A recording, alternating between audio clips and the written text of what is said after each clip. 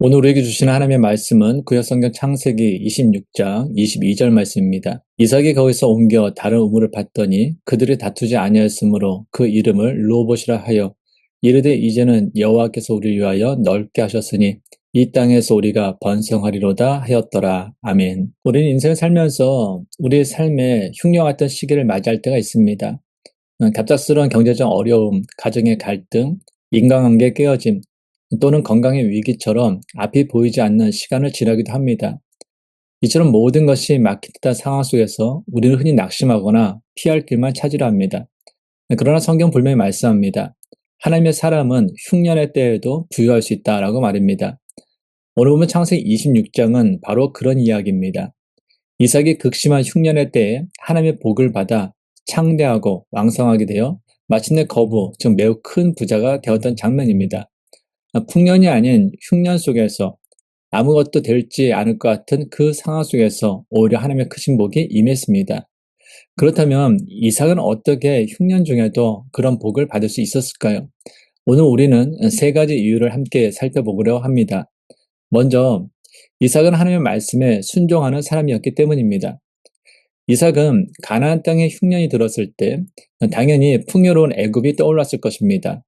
그의 아버지 아브라함도 그랬듯이 이삭도 애굽으로 내려가려 했던 것 같습니다. 하지만 하나님께서 그에게 직접 이렇게 말씀하십니다. 오늘 본문 2절부터 4절 말씀입니다. 여호와께서 이삭에게 나타나 이르시되 애굽으로 내려가지 말고 내가 내게 지시하는 땅에 거주하라. 이 땅에 거류하면 내가 너와 함께 있어 내게 복을 주고 내가 이 모든 땅을 너와 네 자손에게 주리라. 내가 내 아버지 아브라함에게 맹세한 것을 이루어 내 자손을 하늘의 별과 같이 번성하게 하며 이 모든 땅을 내 자손에게 주리니 내 자손으로 말미암아 천하 만민이 복을 받으리라. 아멘. 이삭은 이 말씀을 듣고 즉시 순종했습니다. 더 좋은 조건을 쫓지 않고 오직 하나님의 약속이 있는 그 땅, 그랄 지방에 머물기로 결단한 것입니다. 그런데 그 결과는 매우 놀라웠습니다. 오늘 본문 12절, 13절 말씀입니다. 이삭이 그 땅에서 농사하여 그 해에 100배나 얻었고 여호와께서 복을 주심으로 그 사람이 창대하고 왕성하며 마침내 거부가 되어 이삭은 농사에서 100배 수확을 얻었습니다. 그리고 양과 소가 때를 이루고 종들도 많아졌습니다. 그가 받은 복은 너무나 크고 분명해서 블레셋 사람들이 시기할 정도였습니다. 오늘 본문 14절 말씀입니다. 양과 소가 때를 이루고 종이 심이 많으므로 블레셋 사람이 그를 시기하여 이처럼 이삭이 흉년 중에도 큰 부자가 될 수 있었던 것은 단순한 경제적 전략 때문이 아닙니다. 하나님의 말씀에 순종한 믿음의 결과였습니다.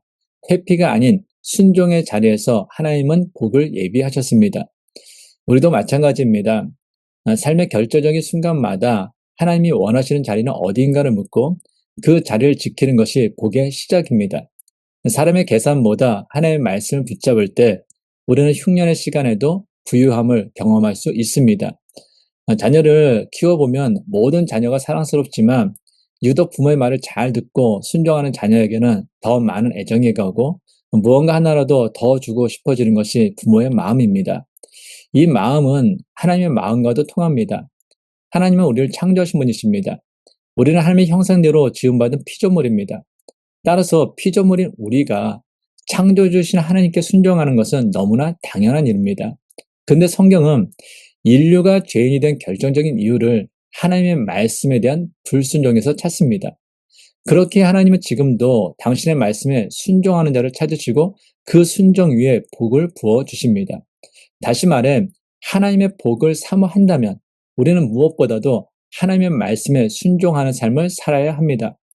이삭이 그랄 땅에서 복을 받은 것도 단순히 운이 좋았기 때문이 아니라 하나님의 말씀에 철저히 순종했기 때문입니다. 그 결과 이삭은 100배의 수확을 거두고 거부가 되었으며 그 모습을 본 블레셋 사람들은 이삭을 시기하게 되었습니다. 근데 여기서 우리가 주목해야 할 점이 있습니다. 믿지 않는 사람들이 믿는 사람들을 시기하는 것은 어찌 보면 자연스러운 일입니다. 왜냐하면 그들 눈에도 하나님의 복이 너무나 놀랍고 특별해 보이기 때문입니다. 하지만 반대로 믿는 사람들이 믿지 않는 사람들을 시기하거나 부러워하는 일은 결코 바람직하지 않습니다. 저 사람은 교회도 안 다니는데 왜 저렇게 잘 살지? 나는 하나님을 믿고 기도도 열심히 하는데 왜 이렇게 힘들지? 이런 생각이 들 수 있습니다. 그러나 세상의 성공과 부는 죽음 앞에서 모두 사라지는 것들입니다. 아무리 큰 부자라 해도 그가 가진 재산으로는 하늘나라의 땅 한 평도 살 수 없습니다. 결국 영원한 가치는 오직 하나님께 순종하며 사는 그 삶 속에 있는 것입니다. 그래서 성경은 우리에게 이렇게 권면합니다. 시편 37편 1절 2절 말씀입니다. 악을 행하는 자들 때문에 불평하지 말며 불의를 행하는 자들을 시기하지 말지어다.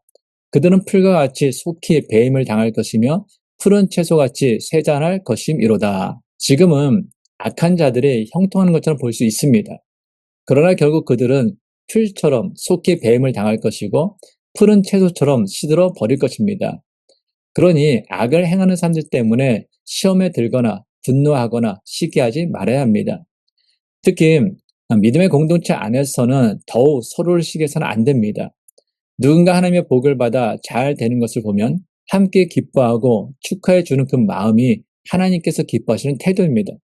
그럼에도 불구하고 내 마음속에 시기심이 올라올 때는 하나님의 다음 말씀을 마음에 새기시기 바랍니다. 잠언 14장 30절 말씀입니다. 평온한 마음은 육신의 생명이나 시기는 뼈를 썩게 하느니라. 시기심은 우리의 정신과 관계를 병들게 할 뿐만 아니라 실제로 육체의 건강마저 해치는 무서운 감정입니다. 그러므로 사랑하는 여러분, 우리는 이삭처럼 하나님께 순종함으로 하나님의 복을 누리는 인생이 되어야 합니다. 다른 사람의 복을 시기하는 사람이 아니라 나를 통해 하나님의 복이 드러나는 사람이 되어야 합니다. 그렇게 할 때 우리의 삶을 통해 믿지 않는 사람들조차 하나님을 주목하게 될 것입니다. 이삭이 흉년 중에도 부유하게 된 두 번째 이유는 바로 그의 온유한 성품 때문입니다. 이삭은 다투지 않았습니다. 억울한 일을 당하고도 참았습니다. 그것은 그가 실력이 없거나 소심해서가 아니라 믿음으로 양보했기 때문입니다. 오늘 본문을 보면 이삭은 평화를 위해 우물을 양보하고 또 양보합니다. 당시 사막에서의 우물은 생명줄과도 같았습니다. 요즘처럼 기계로 쉽게 우물을 파는 시대가 아니었습니다. 우물 하나를 얻기 위해서 며칠, 몇 주간의 노동과 경험이 필요했고 그것이 농사, 목축의 기반이었습니다. 오늘날로 말하자면 수억 원짜리 유전을 양보하는 것과도 같은 일이었습니다. 그런데 이삭은 그들과 다투지 않고 양보했습니다. 오늘 보면 15절 말씀입니다. 그 아버지 아브라함 때에 그 아버지의 종들이 판 모든 우물을 막고 흙으로 메웠더라. 아버지 아브라함이 물려준 우물을 블레셋 사람들이 메워버렸습니다. 오늘 보면 18절 말씀입니다. 그 아버지 아브라함 때 팠던 우물들을 다시 팠으니 이는 아브라함이 죽은 후에 블레셋 사람이 그 우물들을 메웠습니다. 이삭이 그 우물들의 이름을 그의 아버지가 부르던 이름으로 불렀더라. 블레셋 사람들은 아브라함이 남긴 우물들을 메꿔버렸고 이삭은 그것들을 다시 파기 시작했습니다. 그러자 그랄 목자들이 시비를 걸어옵니다. 오늘 보면 19절부터 21절 말씀입니다. 이삭의 종들이 물자기를 파서 샘 근원을 얻었더니 그랄 목자들이 이삭의 목자와 다투어 이르되 이 물은 우리의 것이라 하며 이삭이 그 다투로 말미암아 그 우물 이름을 에색이라 하였으며 또 다른 우물을 팠더니 그들이 또 다툼으로 그 이름을 신나라 하였으며 첫 번째 우물은 에색, 두 번째는 신나라 불렀습니다.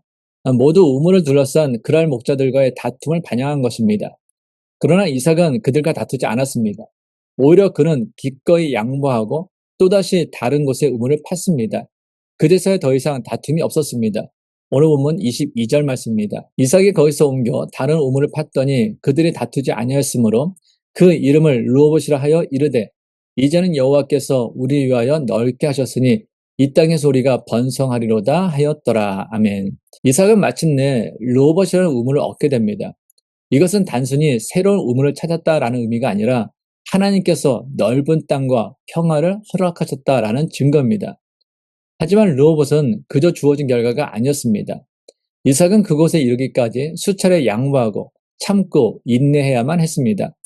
결국 하나님이 예비하신 그 자리에 이르게 된 것입니다. 그러나 많은 사람들은 쉽게 양보하지 못합니다. 그 이유 중 하나는 흔히 파이 멘탈리티라고 불리는 사고방식 때문입니다. 파이 멘탈리티란 나눌 사람이 많아질수록 내 몫이 줄어든다라고 생각하는 마음입니다. 누군가에게 나눠주면 내 것이 줄어들 것 같아 손해를 두려워하고 결국 양보하지 못하게 됩니다. 이러한 태도는 마음을 좁아지게 하고 결국 관계를 깨뜨리는 원인이 되기도 합니다. 하지만 전능하신 하나님을 믿는 사람은 다릅니다. 이삭의 귀한 우물을 기꺼이 양보할 수 있었던 이유는 하나님께서 더 좋은 것을 예비하고 계심을 믿었기 때문입니다. 믿음의 사람은 자신의 몫을 스스로 움켜쥐려 하지 않습니다. 하나님께 모든 걸 맡기고 기다릴 줄 압니다. 예수님께서 산상수훈에서 말씀하신 팔복 중에서도 5년자가 복을 받는다라고 말씀하셨습니다. 마태복음 5장 5절 말씀입니다. 5년자는 복이 있나니 그들이 땅을 기업으로 받을 것이며. 아멘. 여기서 말하는 땅을 기업으로 받는다라는 것은 단순히 물질적인 토지나 재산을 의미하는 것이 아닙니다. 이것은 하나님의 은혜와 축복, 그리고 하나님께서 우리에게 살아갈 자리와 길을 예비해 주신다라는 약속입니다. 결국 온유한 사람이 하나님의 가장 좋은 것을 받는 복 있는 사람이라는 의미입니다. 우리는 이러한 하나님 나라의 원리를 다윗의 삶을 통해서도 분명히 볼 수 있습니다. 다윗은 이유 없이 사울 왕에게 미움을 받았습니다. 그리고 오랫동안 죽음의 위협 속에서 도망다니는 삶을 살았습니다. 그러던 어느 날 다윗이 피신했던 엔게디 동굴에 사울이 홀로 들어오게 된 순간이 있었습니다. 그는 무방비 상태였고 다윗에게는 그를 제거할 수 있는 절호의 기회가 주어진 셈이었습니다. 함께 있던 부하들도 이것은 하나님께서 주신 기회입니다. 원수를 제거하시죠 라고 말했습니다. 그러나 다윗은 자기 손으로 사울을 해하지 않았습니다. 오히려 그는 사울의 옷자락만 베고 이렇게 말합니다. 사무엘상 24장 6절 7절 말씀입니다. 자기 사람들에게 이르되 내가 손을 들어 여호와의 기름 부음 받은 내 주를 치는 것은 여호와께서 금하시는 것이니 그는 여호와의 기름 부음을 받은 자가 됨이니라 하고 다윗이 이 말로 자기 사람들을 금하여 사울을 해치지 못하게 하니라. 사울이 일어나 굴에서 나가 자기 길을 가니라. 다윗은 복수의 칼을 들지 않았습니다. 자신의 감정보다 하나님의 뜻과 때를 신뢰하는 온유함을 선택한 것입니다. 그 결과 2일 후에 사울조차 다윗을 인정하며 이렇게 고백합니다. 사무엘상 24장 17절부터 20절 말씀입니다. 다윗에게 이르되 나는 너를 학대하되 너는 나를 선대하니 너는 나보다 의롭도다. 네가 나 선대한 것을 오늘 나타냈나니 여호와께서 나를 내 손에 넘기셨으니 내가 나를 죽이지 아니하였도다. 사람이 그의 원수를 만나면 그를 평안히 가게 하겠느냐? 네가 오늘 내가 행한 일로 말미암아 여호와께서 내게 선으로 갚으시기를 원하노라. 보라, 나는 네가 반드시 왕이 될 것을 알고 이스라엘 나라가 내 손에 견고히 설 거를 아노니. 다윗은 사울 왕으로부터 인정받는 사람이었습니다. 그리고 하나님께서 다윗을 이스라엘의 가장 위대한 왕으로 세우셨습니다. 또한 그를 내 마음에 합한 자라 부르셨습니다. 그의 후손 가운데서 예수 그리스도께서 이 땅에 오신 것은 하나님께서 다윗의 온유함을 얼마나 귀하게 여겼는지를 보여주는 놀라운 증거입니다. 사랑하는 여러분, 온유는 결코 약함이 아닙니다. 그것은 하나님을 끝까지 신뢰하는 믿음에서 나오는 담대한 용기입니다. 세상은 더 많이 소유하고 힘으로 이기는 자를 강하다라고 말합니다. 그러나 하나님의 나라는 그렇지 않습니다. 양보하는 자가 참으로 강한 사람이며 다투지 않는 자가 오히려 복을 얻게 됩니다. 모든 것을 하나님의 손에 맡기는 자에게 하나님은 넓은 땅, 평화, 은혜가 흐르는 루호봇을 허락하십니다. 여러분은 세상에 부러워할 만큼 풍성한 은혜와 축복을 누리기를 원하십니까? 그렇다면 이삭처럼 다윗처럼 온유함으로 반응하십시오. 기꺼이 양보하고 평화를 선택하십시오. 하나님은 지금도 여러분을 위해 루호봇을 예비하고 계십니다. 넓고 평화로운 자리, 하나님의 은혜가 머무는 그 자리로 여러분을 인도하실 것입니다. 이삭이 흉년 중에도 부유할 수 있었던 마지막 이유는 전적으로 하나님의 은혜 때문입니다. 이삭의 순종도 귀합니다. 온유함도 귀합니다. 그렇지만 그 모든 것 위에 있었던 것은 하나님의 함께하심과 은혜였습니다. 바로 그 은혜가 진정한 축복을 가능하게 했던 것입니다. 하나님의 은혜가 아니었다면 이삭의 블레셋 그 땅 한복판에서 그렇게 큰 복을 누릴 수는 없었을 것입니다. 그가 파는 우물마다 샘물이 터졌고 양과 소가 때를 이루었으며 마침내 거부가 되었습니다. 이 모든 일은 인간의 노력이나 능력으로는 설명될 수 없는 일입니다. 하나님께서 함께 하셨기 때문에 가능했던 축복이었습니다. 성경에 보면 이삭과 매우 비슷한 삶의 고비를 넘긴 인물이 있습니다. 바로 요셉입니다. 요셉은 아버지 야곱의 사랑을 받은 아들이었습니다. 그러나 형들의 시기와 미움으로 인해 구덩이에 던져졌고 노예로 팔려 이방 땅 애굽으로 끌려가게 됩니다. 그는 17살의 어린 나이에 언어도 문화도 다른 그 낯선 땅에서 종살이를 시작하게 된 것입니다. 노예로 팔려간 보디발의 집에서 성실하게 일했지만 억울한 누명을 쓰고 또한 감옥에 갇히게 되는 고난까지 겪게 됩니다. 인간적으로 보면 요셉의 삶은 실패의 연속이었고 고난과 억울함의 연속이었습니다. 그러나 성경은 요셉과 관련하여 계속해서 한 가지 사실을 강조합니다. 창세기 39장 2절 말씀입니다. 여호와께서 요셉과 함께 하심으로 그가 형통한 자가 되어 그의 주인 애굽 사람의 집에 있으니. 성경은 요셉에 대하여 형통한 자라고 말합니다. 그런데 그 형통함은 세상의 기준으로 설명되는 것이 아닙니다. 종으로 있을 때도 감옥에 있을 때도 요셉은 형통했습니다. 왜입니까? 하나님께서 함께 하셨기 때문입니다. 요셉은 자기의 억울함을 풀기 위해 누구를 이용하거나 또는 발버둥치지 않았습니다. 대신 그는 자기 자리에서 묵묵히 성실히 살며 하나님을 신뢰하고 하나님과 동행했습니다. 그 결과 하나님은 요셉을 애굽의 총리로 세우셨고 온 나라를 다스리는 지혜와 영향력을 주셨습니다. 요셉의 형통은 그가 똑똑했기 때문이 아닙니다. 하나님이 함께 하셨기 때문입니다. 이삭이 흉년 중에 거부가 될 수 있었던 것처럼 요셉 역시 하나님의 은혜로 그 불가능한 상황 속에서 복을 누린 것입니다. 이 사실은 심지어 이삭을 시기하고 핍박하던 블레셋 사람들의 눈에도 분명히 보였습니다. 오늘 보면 28절 말씀입니다. 그들이 이르되 여호와께서 너와 함께 계심을 우리가 분명히 보았으므로 우리의 사이 곧 우리와 너 사이에 맹세하여 너와 계약을 맺으리라 말하였노라. 아멘. 여기서 이삭을 찾아온 사람들이 누구입니까? 바로 이삭을 시기하고 우물을 빼앗고 결국에는 그를 쫓아냈던 블레셋 사람들입니다. 그런데 이제는 그들이 스스로 화해를 요청하며 평화 조약을 맺자고 이삭을 찾아온 것입니다. 왜입니까? 그들은 여호와께서 이삭과 함께 하신다는 그 사실을 분명히 보았기 때문입니다. 이삭의 우물을 팔 때마다 물이 솟는 것을 보며 그들은 여호와께서 이삭과 함께 계시다는 사실을 보았고 깨달았습니다. 사랑하는 여러분, 우리 역시 임마누엘 되신 하나님께서 함께 하실 때 참된 복을 누릴 수 있습니다.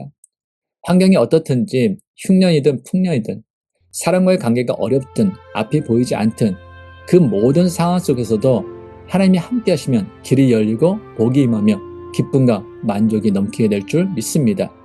우리의 노력만으로는 참된 만족을 누릴 수 없습니다.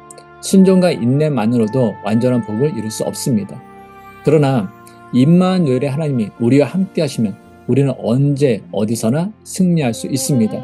그러므로 사랑하는 여러분, 오늘도 복의 근원 되시는 하나님만을 바라보십시오. 이삭처럼 하나님의 말씀에 순종하고 온유한 마음으로 평안을 이루며 무엇보다 하나님의 은혜를 구하고 임마누엘 하나님과 동행하는 삶을 사십시오. 그러할 때 여러분의 삶에도 르호봇의 복이 임할 것입니다. 여러분의 가정과 직장, 관계와 미래 가운데 하나님께서 함께 하시고 하나님께서 주시는 복과 평안이 넘치는 인생이 되시기를 주님의 이름으로 간절히 축원합니다. 하나님 아버지, 오늘도 주의 말씀을 통해 우리에게 귀한 교훈과 은혜를 허락하심에 감사드립니다. 이삭의 흉년 때에도 하나님의 말씀에 순종하고 온유함으로 양보하며 결국 하나님의 은혜로 부유함을 누린 것처럼 우리도 어떤 환경 속에서도 주님만을 의지하며 살기를 원합니다. 하나님, 우리의 삶에도 흉년 같은 시기가 찾아올 때가 많습니다. 경제적인 어려움, 관계의 갈등, 건강의 문제, 미래에 대한 불안 속에서도 이삭처럼 말씀을 붙잡고 순종하게 하시고 사람과 다투기보다 양보하고 평화를 택하는 온유한 자가 되게 하옵소서. 무엇보다도 우리의 삶의 모든 형통함이 나의 힘과 지혜가 아닌 전적인 하나님의 은혜임을 고백합니다. 주님, 우리의 가정과 일터, 교회 공동체 위에 르호봇의 복을 허락하셔서 넓은 땅과 평안을 누리게 하시고 우리의 삶을 통해 세상 사람들이 하나님이 그와 함께 하신다라고 고백하게 하옵소서. 주님, 오늘도 임마누엘의 하나님께서 우리와 함께 하심을 믿으며 그 믿음으로 한 주간을 담대히 살아가게 하옵소서. 이제는 흉년의 때에도 함께 하시는 우리 주 예수 그리스도의 은혜와 순종과 온유 위에 복을 부어주시는 하나님 아버지의 극진하신 사랑과 우리의 걸음을 르호봇의 자리로 인도하시는 성령 하나님의 위로와 교통하심이 오늘 말씀을 따라 하나님의 말씀에 순종하고 온유한 마음으로 평화를 이루며 하나님의 은혜를 간절히 사모하는 모든 하나님의 사람들과 그들의 가정과 일터와 자녀들 위해 지금부터 영원토록 함께 하시기를 간절히 축원하옵나이다. 아멘.